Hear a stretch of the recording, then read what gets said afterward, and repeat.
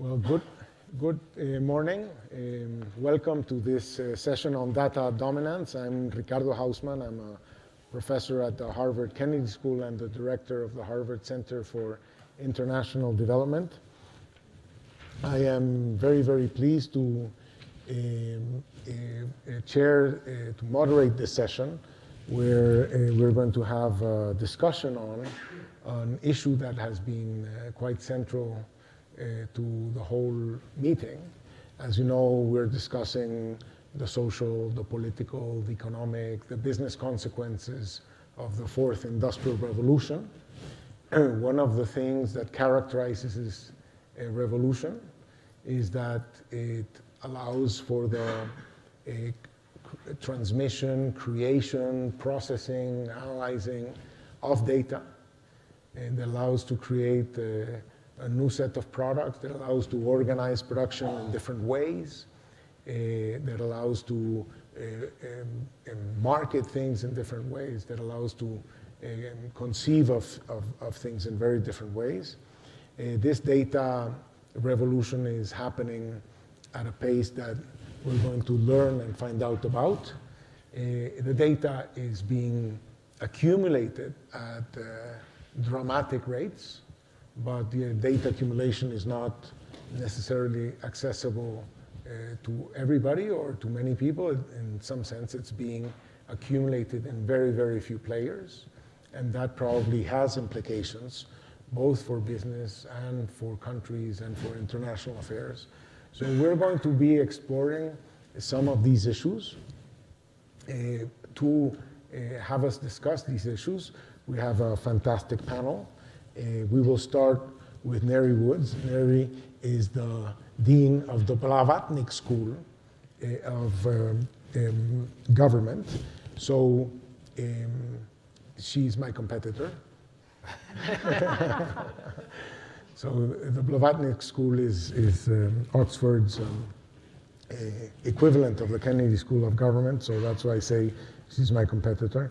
We will have Olajumoke Adekeye, who's a global shaper, and we've seen the global shaper's impact on all the panels and so on, and she's going to give us a perspective coming from developing countries, coming from the South, coming from the young, and she's a recognized entrepreneur, empowerer of the young in their ability to join in the fourth industrial revolution, and a force in healthcare. So, and finally we have Mr. Mats Granryd, who's the Director General of GSMA, which is an association of the telecom industry and the data-heavy companies of the world, where they discuss issues of business policy, public policy standards, and so on. So it's a fantastic group of people with whom to have this discussion. We will start with a presentation by Ngaire, where she's going to lay out what the facts are, and after that we'll start our discussion. Please, Ngaire. Thank you very much. Good morning, everybody. I think what I'd like to do is start by taking you, because we're talking about technology today, several thousand years before Christ. So it's all right, I'm not going to take you in real time through history since then. But I'm going to take you just into the world of the archaeologist, an archaeologist in Oxford, Amy Bogart, whose work reveals that when human beings had to farm with their own hands, they lived in very equal societies, and we can see that because their dwellings were all of the same size, clustered together. And then you saw the invention of a new technology, the plow, quite a simple technology. Think about the plow. The plow hugely helps, if you're a farmer, ease the back-breaking work of farming. But at the same time, the plow divided those ancient societies into those who could afford to buy a plow, who somehow acquired the means to buy a plow, and therefore became much more productive than their neighbors, who quite quickly became the people who worked for them. And so you saw the advent of inequality, and you can see this in archaeological sites, where suddenly there are little houses, and then there are bigger houses next to them. And interestingly, the bigger houses start hiding their seed grains to hide their wealth because they're still living with the poor in their community. And then you fast forward another few hundred years, a blink of a second for an archaeologist, and you discover that the people that started out with plows have now become so much more wealthy that they now build their dwellings far away from the poor, and instead of hiding their grain cellars, they build them grandly to compete with each other on who's got the finest looking house, because they're safely away from the envy of the people who are still working the fields. Now, why am I telling you that? I'm telling you that just to highlight right from the outset that technological advances have this fantastic, empowering possibility of making life easier and more productive. And at the same time, every single technology has also got this power to create huge inequality and a distribution problem. And that's what we've got to look at these two things as we look at the world of data and how technology is affecting communities. So the first thing I want to just point out to you, and all of you know it, is the divide between those who are connected and those who aren't. Internet users in pink, the non-users in blue. That's what some people call the data divide or the digital divide.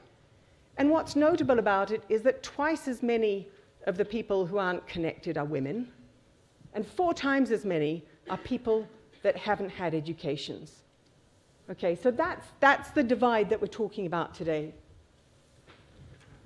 But the good news is that 80% of people around the world are within range of a 3G connection.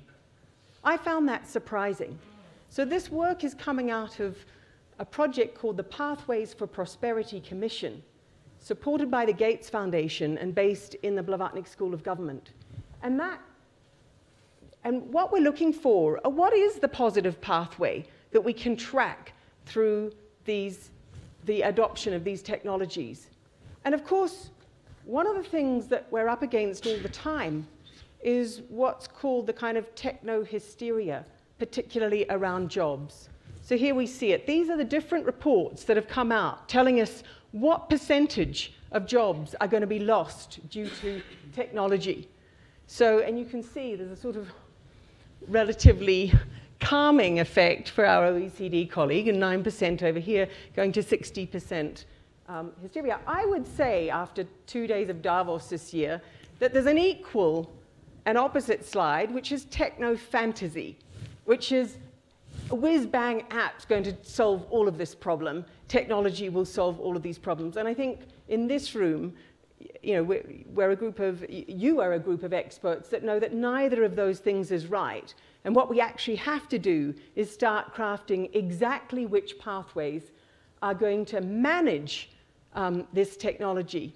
Note that the world hasn't been on a single trajectory since 4,000 years before Christ, right? That inequality did not simply keep growing.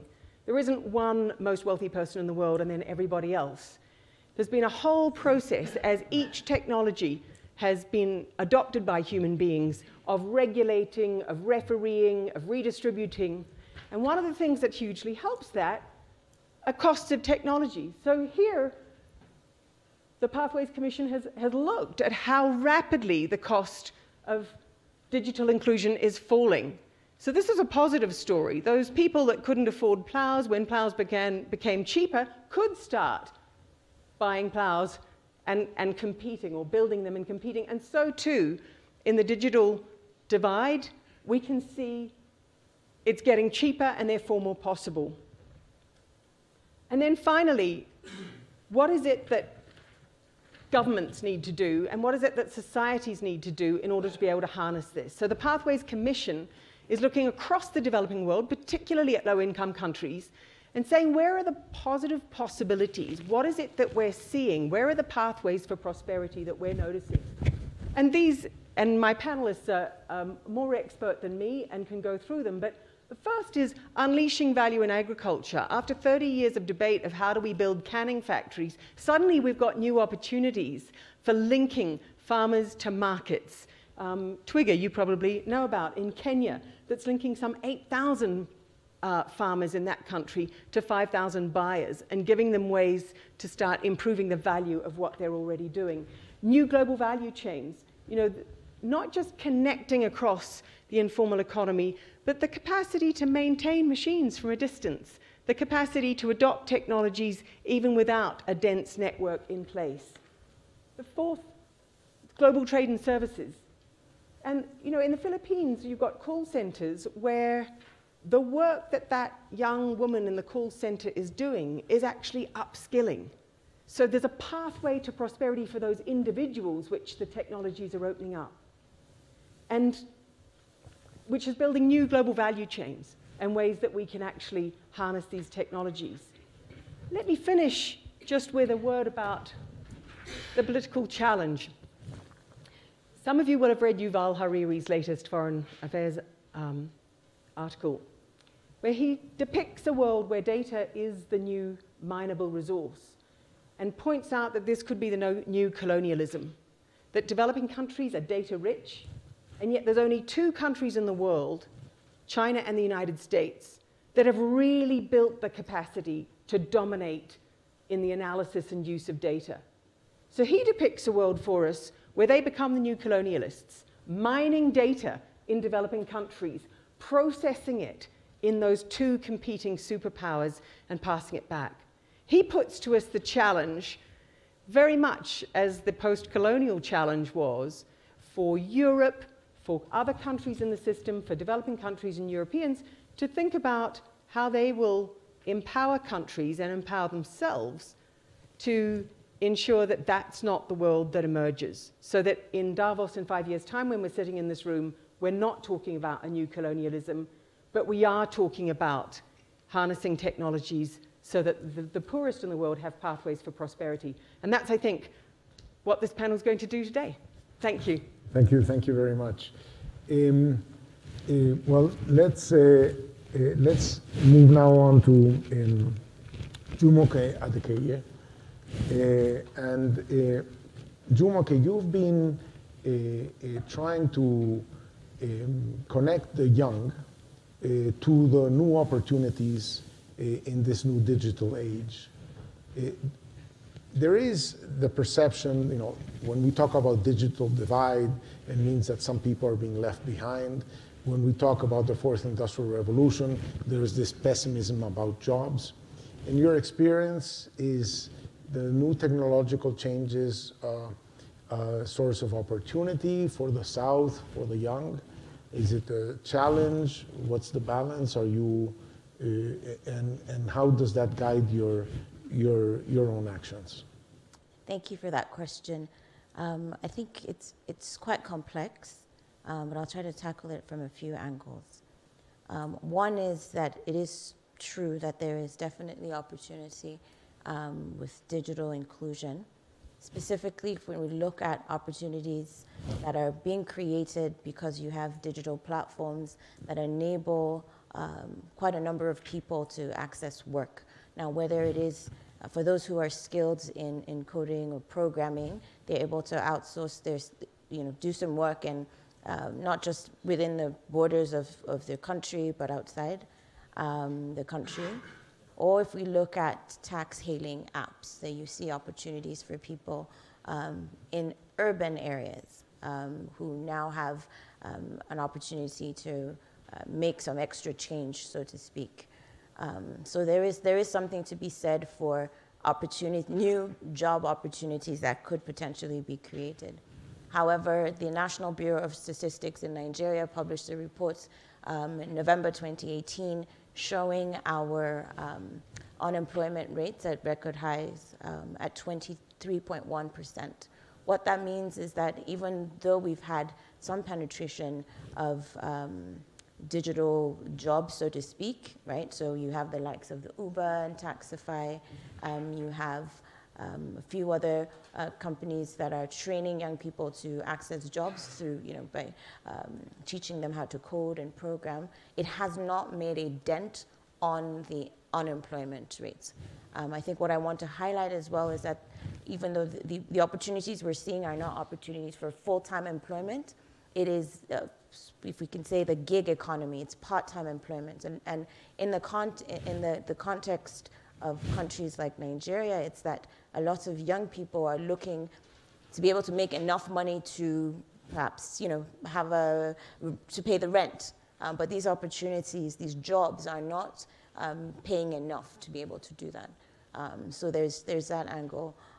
So there's, on the one hand, there is opportunity. The opportunities have not really made a dent on unemployment rate. So, and they're also concentrated, they generally are concentrated in the urban areas, right?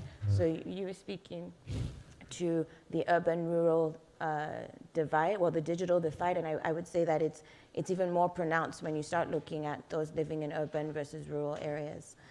In terms of what I do to try to connect young people to job opportunities, definitely one of the areas we look at is improving their digital literacy skills.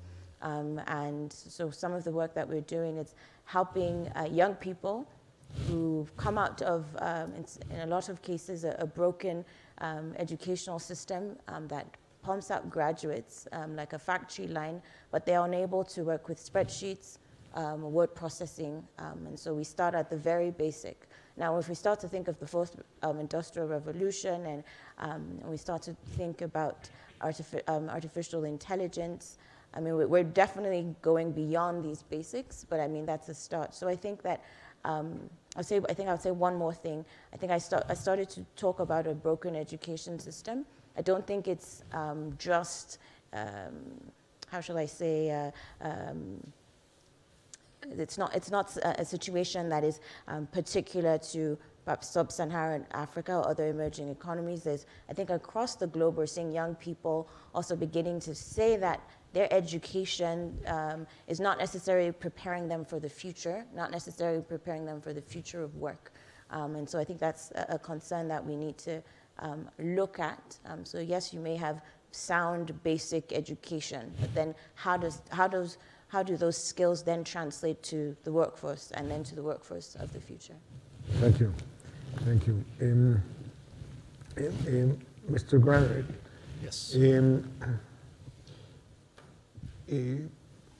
We've been talking about the digital divide for a long time, and the truth is that cell phone technology is probably the technology that has spread the fastest across the world. And these days there's something like 80% penetration of cell phones in Kenya. There's something like 28% penetration of electricity.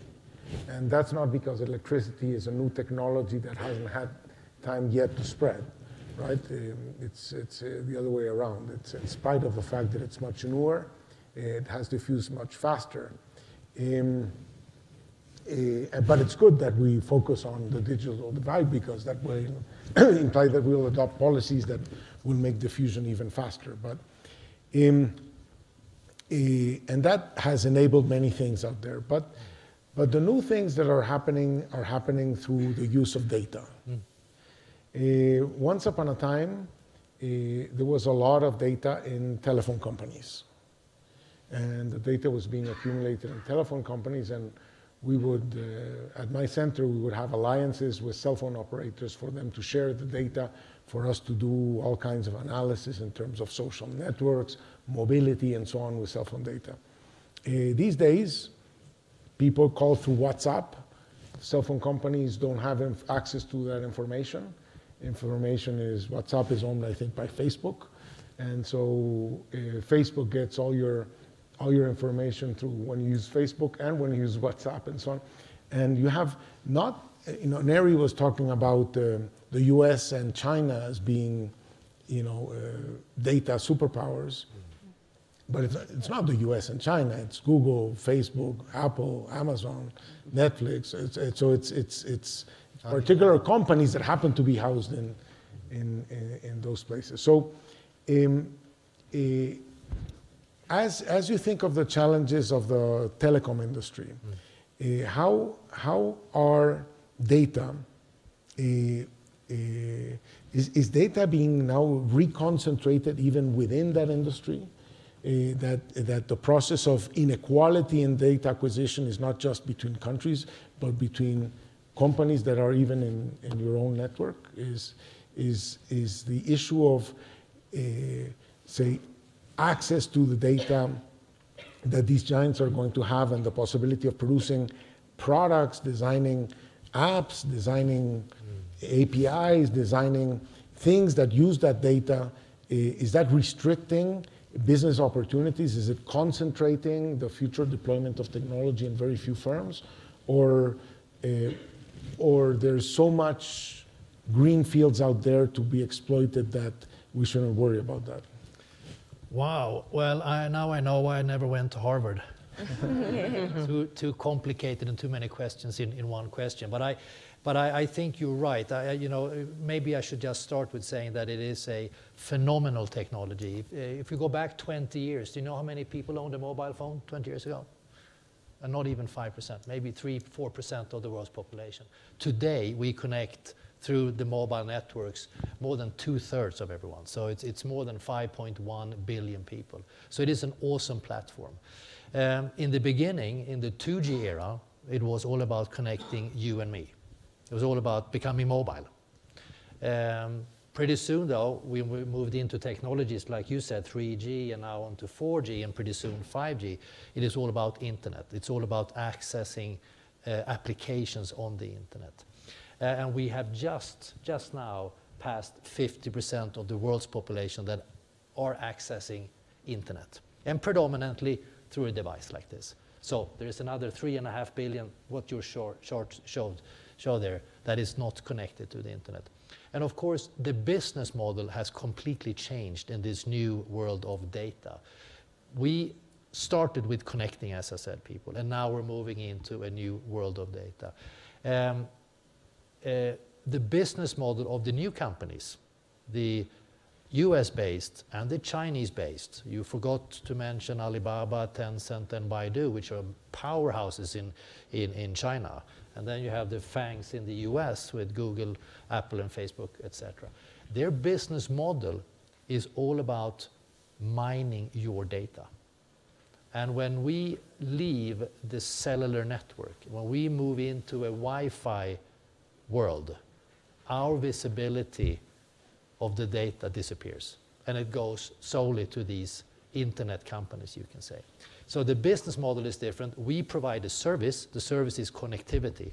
Their service, the OTTs as we call them, the over-the-top players, their business model is to mine that data, refine that data, and resell it back to you in a way. So that's two completely different business models. And this is something that we in my industry, I've been in telecom all my life basically, have been discussing for a long time. And it has been a fairly fierce fight, I would say.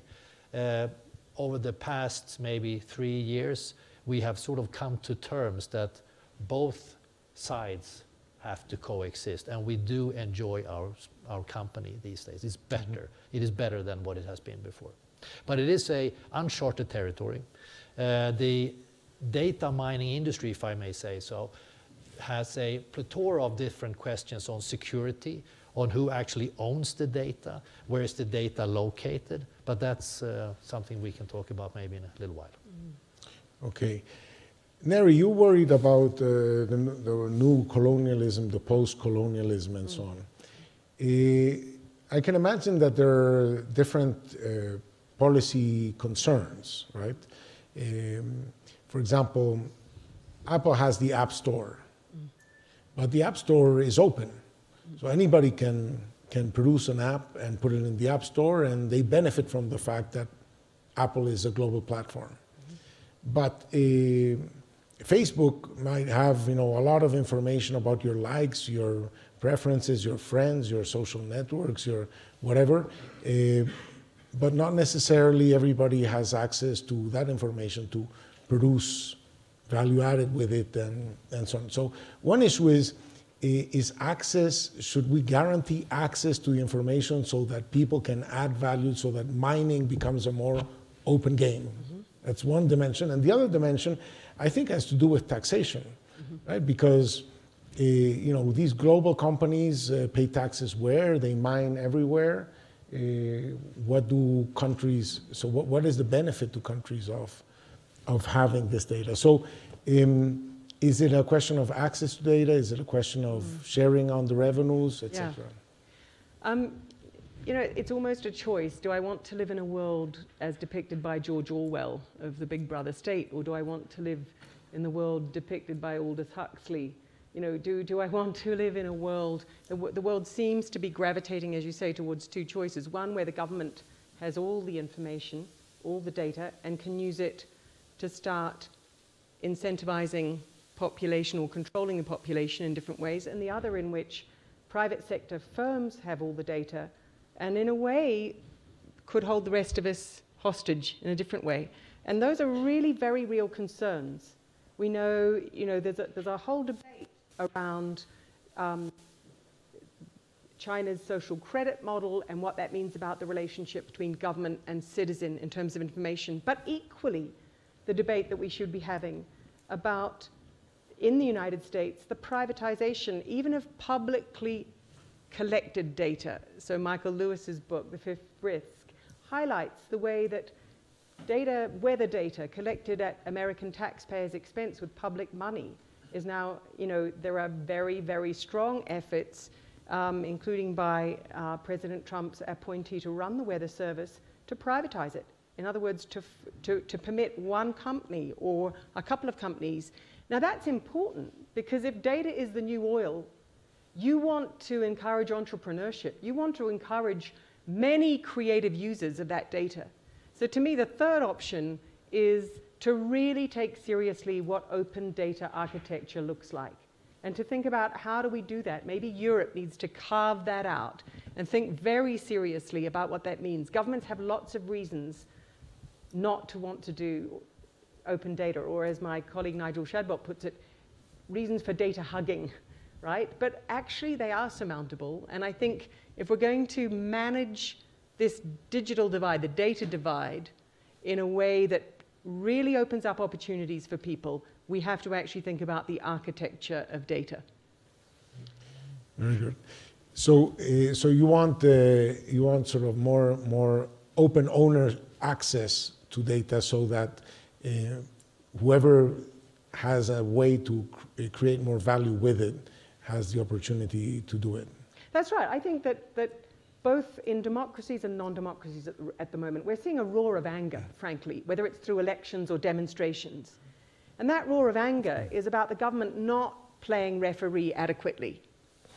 Data is the thing we really need governments to play referee on, not to put it in the hands of particular private actors, not to hold it themselves to use it as an instrument of coercion, but to really create an open data architecture that permits all of society to benefit in different ways.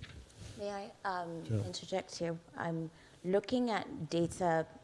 I mean, Ngaire, you've mentioned data as the new oil. I recognize it's the currency of the future. But another perspective is if we start seeing data, because data about human beings as a piece of about information about human beings, which in that case, it should be owned by individuals, right? So what if we were to envision a world where I have control over the data that's collected, or I have access to my data that's available on different platforms, and I can decide whether or not it gets used or not, right? So as opposed to, right, so as opposed to, I mean, because I hear you on the options that we have now, which is, you know, government versus companies. But there is, if we're looking ahead, there is something to be said for recognizing data as a human right, data as information about individuals, about human beings, not just, you know, I mean, about our movements. And I guess, so I guess my submission is that perhaps we should start, when we start thinking about data governance, start recognizing that we're collecting data on human beings and they should have access to their information, and perhaps start treating it as such. And so perhaps we'll be, you know, less inclined to have a discussion just on what the government is doing or what companies can do for their own, you know, financial benefit. Yeah. Look, I agree, but the reason I mentioned Aldous Huxley is because every single one of us in this room has been seduced into giving up that right for convenience. Every single one of us. So you might have turned off location services on your mobile phone until you got to Davos and needed to use Google Maps. We've all actually, we're just giving that away for our own convenience. And I don't think telling people, no, no, no, hold on to it. Like, do everything in an inconvenient way is going to work. I mean, I have 2 teenage children. I don't think I can make it work with them, let alone with an entire population. Right, I hear you. I think I hear you on the reality that we're facing today. I guess what I'm saying is that as we think about responsible data use, as we begin to think about governance of data, of artificial intelligence, I guess that's where I'm going, because what feeds artificial intelligence is data. And so if we start looking ahead and saying, yes, right now we can think about the use of data for financial benefit, but then there's so many things, so many applications when we start thinking of artificial intelligence that our data could be used for. And so I guess what I'm just advocating is that as whatever the structures that will be set up, whether it's within GSMA or between governments, partnerships with private sector, to start thinking ahead and start thinking about these issues and recognizing that, yes, the convenience of today, we're giving up things, but the realities, our legislation, the commitments, discussions we're having are not catching up to our reality, what our data can be used. I mean, can we imagine a competitor to Facebook that actually pays people for their data and therefore eviscerates all the competition? No, but you're absolutely... Are we going to go that way? No, absolutely, and you're absolutely right. It is weird, right, that we are actually fueling them with our stuff, and then they refine it, and then they sell it back to me. So there are several operators globally that are working with pretty much what you said, that the data that I generate on the internet is my data. It is mine. And I can decide to sell it or to keep it. And when I want to switch from one provider to another provider, it's called platform neutrality. I can take that data from Facebook or whatever and move it over to Tencent or move it over to some other platform. And then it is gone from the first place because it's my data. And I think that is a good notion to have, because we will always be used, as you rightly said. I mean, it's completely impossible not to leave a digital footprint today. And it's going to be even worse tomorrow when we're entering into the thing we call intelligent connectivity, which is the combination of 5G and IoT, which gives us a phenomenal connection. Everything will be connected. And we're going to have to pay a premium for stuff that is not connected. You buy a handbag, it's going to be connected. You buy a new toaster, it's going to be connected. That together with artificial intelligence and AI, intelligent connectivity. We need to work on these issues now before it's too late. But, I mean, there is a pecuniary thing. Do they pay me? Do they not pay me? And that might be one dimension. But that's not what people are mostly scared about, right? They're mostly scared about the end of their privacy, the other things. So what are the other dimensions in which public policy should do something about it? Ownership. I mean, my data is not particularly useful to me. If I'm in a matching, looking for a girlfriend or something, right? My data is not very valuable. It's everybody else's data that they're going to match my data with that adds the value to my data. My data on its own is not useful to me. It's the mixing of my data with other people's data. So I can take it out. I renounce using Google Maps. I give it in.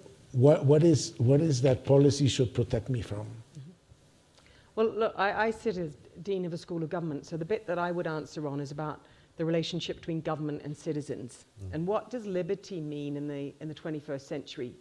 Over the last 2 centuries, humans really worked hard to prevent the Queen summarily beheading them, right? To prevent excesses of executive power, and those excesses could now come out in data. So what are the models that we have? So Estonia has a model that says, okay, yes, we have all the data, but every single time anyone in government accesses your data, you get an email telling you that they've accessed your data, and you can check that they had a good reason for accessing it. So it's to say, yes, actually, we do need it for the convenience, but we also need to keep you completely informed about how it's being used. And that is obviously what the big social media companies have manifestly failed to do. They have misinformed us at every turn about what they're actually doing with our data. But that's one thing, sorry, but that's one thing. The other thing is big data. I mean, it's not only for convenience, but it can actually help us. It helps us tremendously. In India, for instance, with the tuberculosis, we can overlay affected areas and we can see movement patterns of individuals and see where the next possible outbreak will be, and we can prevent those things. We can do air pollution studies in Sao Paulo. We can predict air quality up to 2 days before it happens, and being, allowing the government to protect the public health. So big data is something phenomenal, and it's something that we have to be able to use. So I would come from a little bit of a different angle. You come from the government, I come from the industry side. And I would say that it's all about rebuilding trust. We do not trust industry. We do not trust governments. We don't trust politicians these days. If you see the last year's Edelman's trust barometer, it's plummeted straight down into the toilet. And I think that business leaders are still enjoying a little bit better trust, not much, but a little bit better trust, that business leaders that have a right intention needs to sign up to a declaration to say, you know what, we're going to treat data with the utmost respect. We're going to protect your data against cybersecurity threats. We're going to make sure that it's inclusive, that it's driving innovation, and so forth. So creating this North Star, if you would like, this is where we're heading. So that's very interesting, because I was thinking, when we think governments, we think national governments. So Google operates in 200 countries. So having national government policies on a platform that 200 countries are participating in is probably going to be grossly ineffective. But then we're talking about a global government trying to impose global rules on things, and that also doesn't sound to be like terribly exciting. So is it going to be sort of like corporations being sort of like morally accountable for the things that they do, and if they break the trust in the same way, the way Facebook did with the information about people's preferences that was exploited in the presidential campaign in the US and the UK. Is it this sort of like a moral suasion by the public on corporations that keeps them honest, or do we really think that that there is some enforcement capacity that is going to impose a discipline on them? But we're launching in a couple of hours something we call Digital Declaration, which is this North Star. And it's an ambition. It's a grand ambition. We have 45 CEOs signed up to it, across industries. It's a global initiative, because you're absolutely right. It cannot be in one country nor a continent. It needs to be global. And it is no way for us to follow up that they are adhering to it, but it is sort of creating a baseline, if you would like, because we don't have a baseline today. And it's creating that baseline that I think is the first starting point. And then, can you give us some intuition of what's in it? Well, as I said, it is about treating you as with the utmost respect, your data with respect, making sure that it's inclusive, that we are driving innovation, that we are securing against as much cybersecurity threat as possible, that we're transparent, back to the Estonia case, where you actually understand that you need to opt into different services, and making that easy. Because today you can opt in, but it's completely impossible. Or your example of App Store, for instance, if you want to download an app, to be successful, you need to say yes. Otherwise, it's not going to work, right? So it is a forced opt-in, you can say. And we need to take that away. We need to make sure that it's easy and it's understandable for individuals. Okay. So I urge everyone to go to the sanctuary at 2:30. Okay, good. I think it's security threats that are going to force us to collaborate, cooperate, and find good solutions. And it's security at a number of different levels. It's not just your personal security.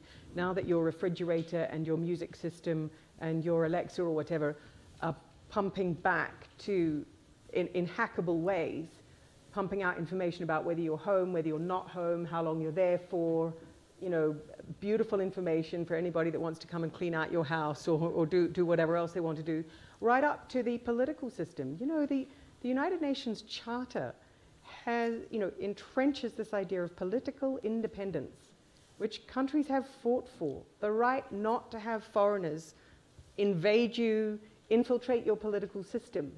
And yet the last 2 years have shown a complete infiltration of political systems through data and through social media. So I think there are, at the national level and then at the international level, right, the prospect of technological warfare, of being able to take down, of not even state on state, but the idea that groups can hold governments to ransom because they can shut down the hospital system, they can shut down the nuclear power plants. These are very real threats, and every government knows that they are facing these threats, just as every bank in the world knows that they're dealing with cybersecurity threats every day. So I think that's going to be, you know, that's why these issues are so urgent, to forge these multi-stakeholder partnerships around, because actually that's a problem for every single one of us, whether you're making an IoT device, whether you're somebody that wants to live securely in your home, or somebody that actually wants to live in a politically independent country. These are issues that are going to have to be regulated. So for me, it's security that will drive us to cooperation.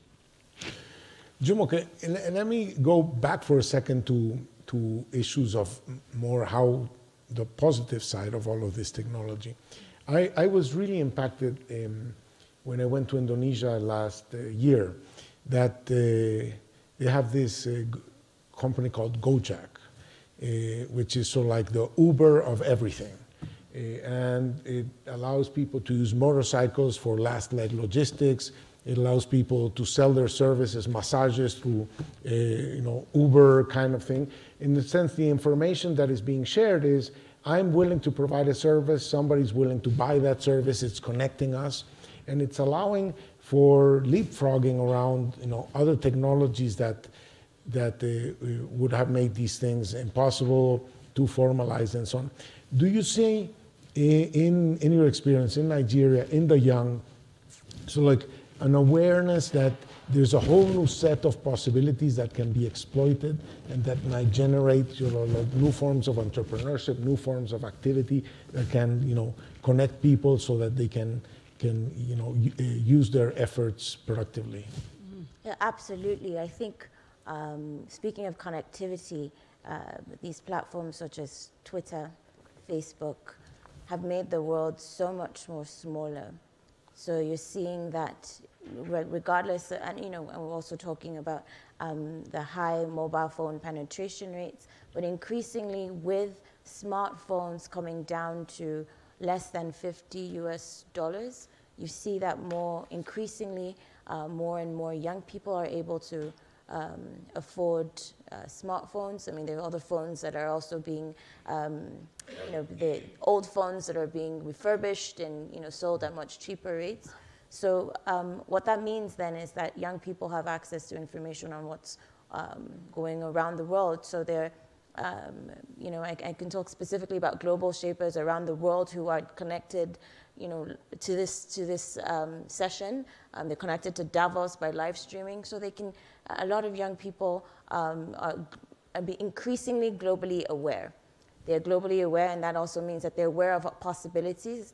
I mean, if we think about the likes of the companies like Uber, you mentioned, it's interesting that you said Gojek was the Uber of everything, right? So we have, local startups that mimic, the other technology-driven companies that we're seeing in Silicon Valley, for instance.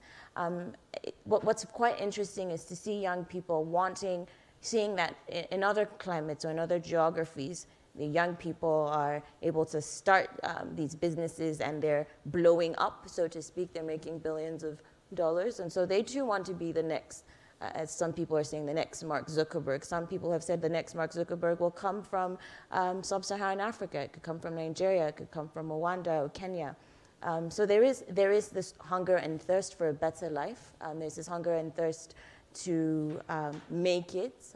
Maybe sometimes we want microwave success, but we want success. and in general. I mean, so I don't want to put any stereotypes on young people, but to answer your question directly, yes. But there are barriers. So in some instances, you see where governments can, I'm trying to speak diplomatically here, can slow down the rate at which technology companies, startups can actually make progress. And so we see in some countries where governments do shut down the internet to hide their actions or to prevent the spread of messages or demonstrations. And so you see this in I won't mention any countries, but you see this quite a bit. And so what that means is that we have cases where governments are trying to use the internet to their advantage, which also disadvantages young people because the government has more control. And so you see on a daily basis, every hour that the internet has been shut down, businesses that run on the internet are making losses. So there's that economic loss. Yeah. Interesting. So let's go now to the audience for Q&As. Let me start with you, sir, and then we'll go to you, and then to you, and then to you. Thank you. So, can you present yourself? Yes, my name is Alfred Spector. I'm a computer scientist. There's some things which I think you talk about that are pretty clear.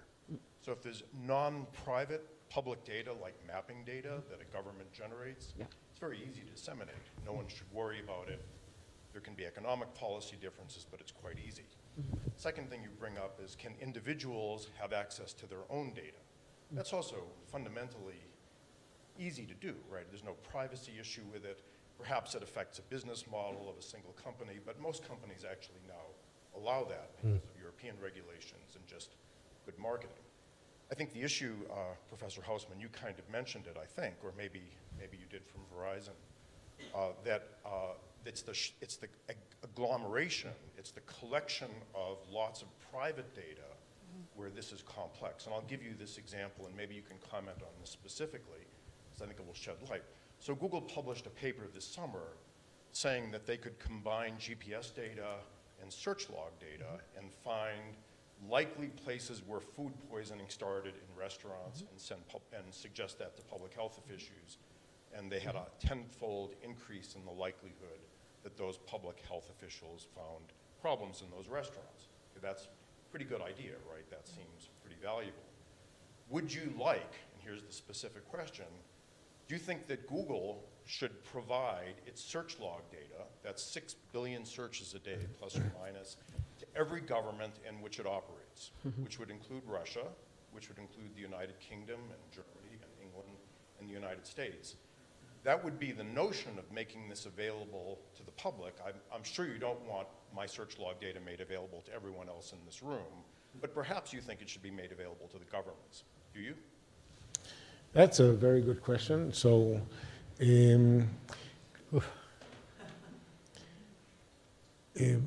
I wonder if it will have an impact. If it were known that it was going to be shared, it might have an impact on porn websites.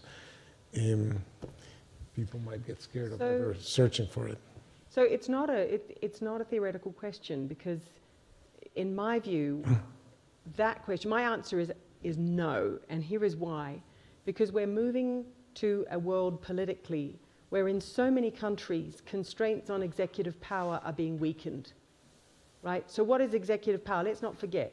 What is the state, the government? It has a monopoly over the legitimate use of force. It can come and lock you up, no matter how wealthy or protected you think you are. That's the power that a government has, to come and lock you up, to deprive you of liberty. That power alone, which we're seeing even across the world's longest-standing democracies, we're seeing the constraints on the power of the executive erode. So for that reason, my answer is beware if you're feeling that it's actually fine to have government have all that data. But you could ask, so what on earth are we doing giving it to a private company that is beginning to contract with government? Like, how naive are we? Yeah, I sort of agree, but I would say yes. I would say if it is anonymized. It has to be anonymized. If it's, I'm not so interested in your data, but I'm interested in the data, if you would like.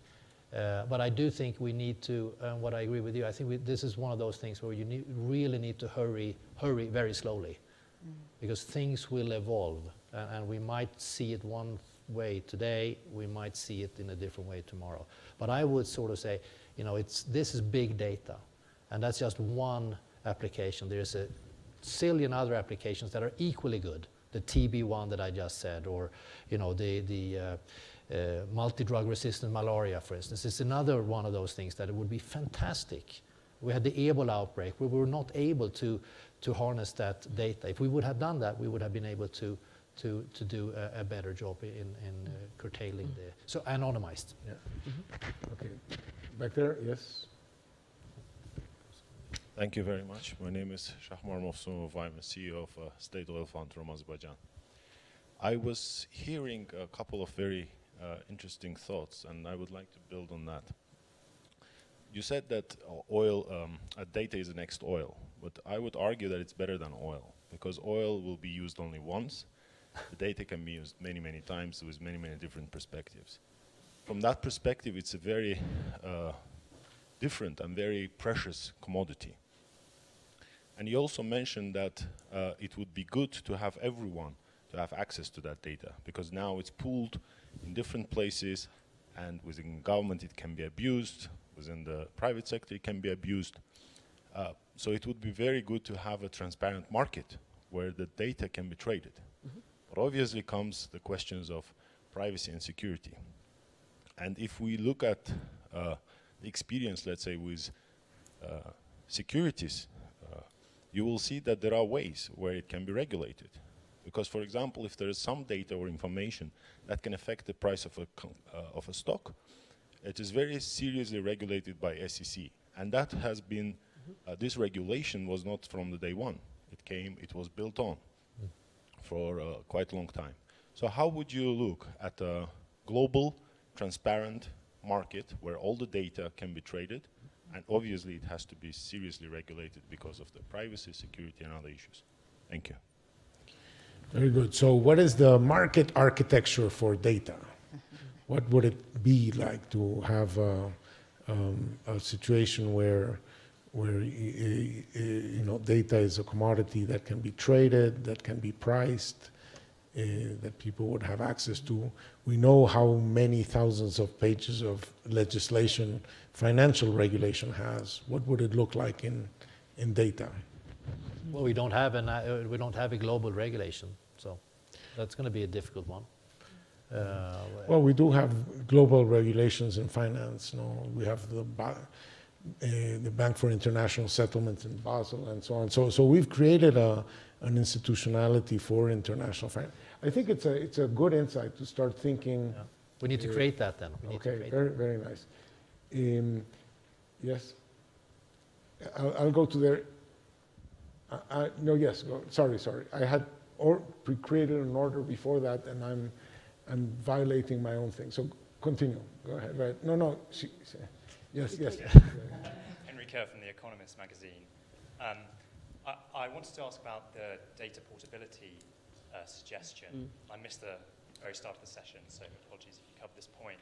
But I've heard it argued that this could have some unexpected downsides. So if you think of markets with large returns to scale and network effects, then people aren't only going to be able to transfer their data away from the incumbent, they're going to be able to transfer the data to the incumbent. So if you think of Facebook's Instagram taking on Snapchat, it would have been easier if there had been a single button to port all the Snapchat data into Instagram. So I just wonder if that's a potential concern, that actually if you make data very portable, you're just going to end up with even more agglomeration, even more dominance of big players. Before we go to the answers, I want to take 4 questions from the audience. So yours, please, the next one is here, yes. So you'll be next, but you go ahead. Okay, thank you. I'm Nicholas Henke from McKinsey, and work a lot on these kind of things. So I'm wondering whether data is actually like the new oil, or whether it's more like the new water, or like water. Lots of data is pretty dirty. A lot of data is pretty frozen. And it's kind of, if you want to build a data lake, it's actually a lot of work. You need to build dams and rivers and so on. And for example, if you want to really solve the next big questions in medicine, it actually would be a lot of work, and a lot of people would need to share relatively meaningful and well-labeled data before we could actually make a lot of progress, but for example, about human biology.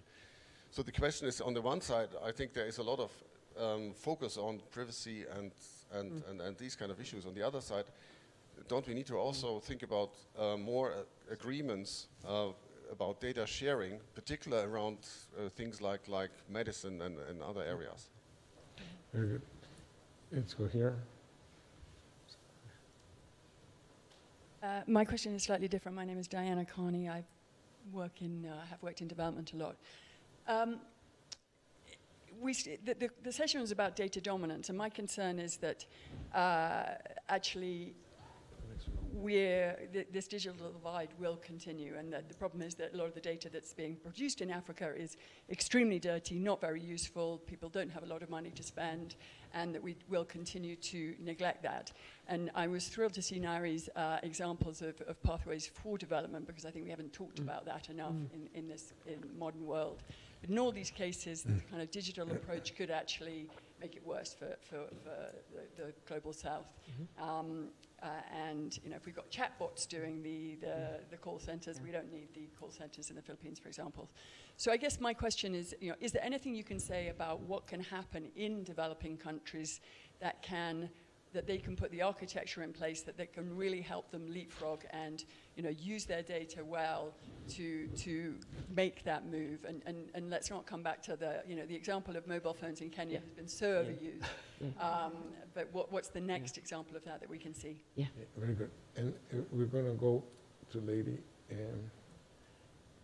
Hi, Jeannie Burgo with the nonprofit Internews, and my question's almost exactly the same. It's just that the follow-on with the next part of the question is, what happens if the 3.5 billion don't get counted? What if their data isn't included?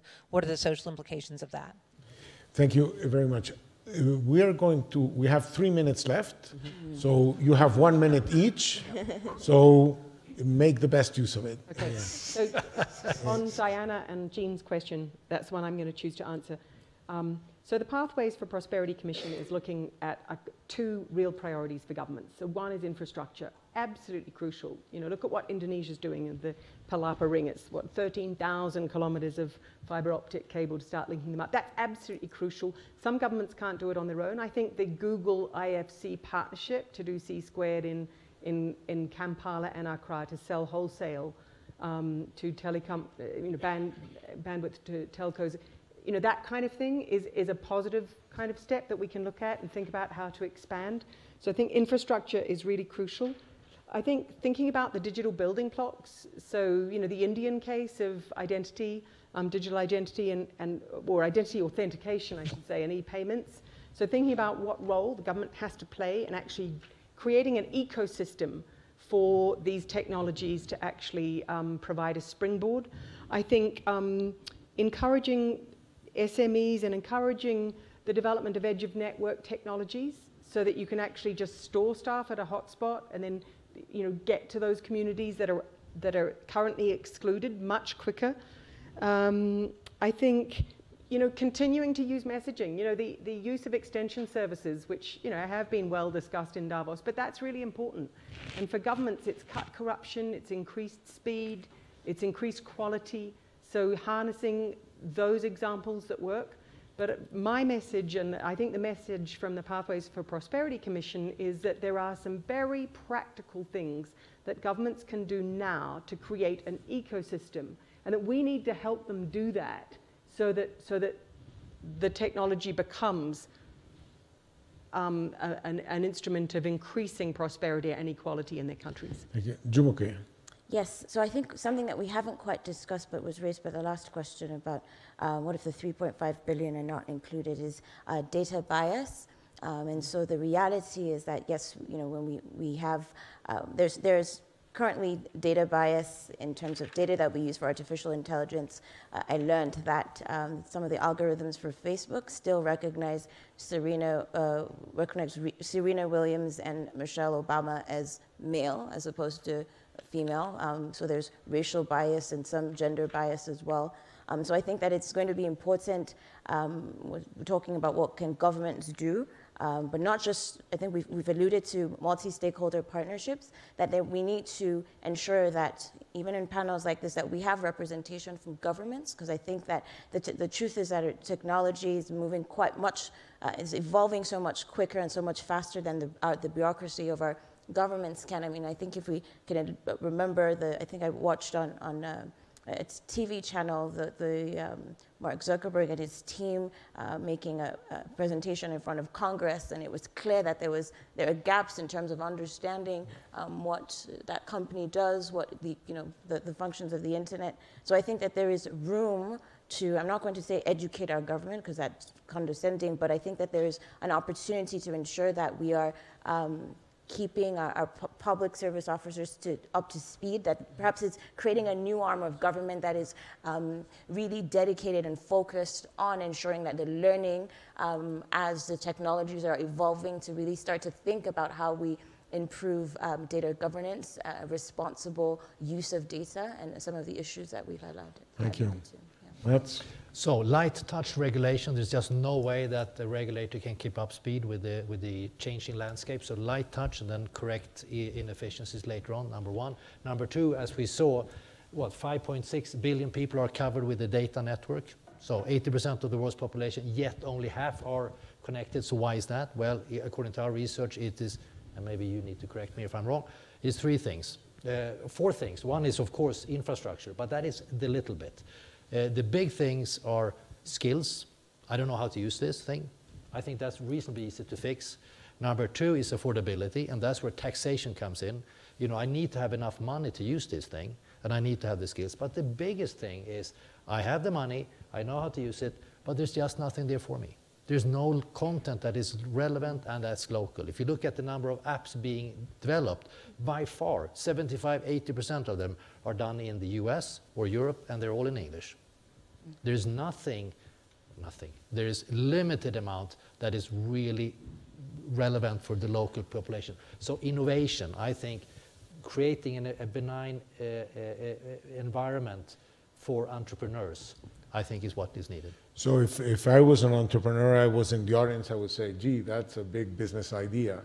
There's now in Amman, a cluster that's being formed on creating content in Arabic for the web and so on. So that's a big business idea. Thank you very much for it. Well, we're now much more enlightened. I hope we're not more scared. I hope we see also opportunities. And so thank you very much for this very interesting panel. Thank you.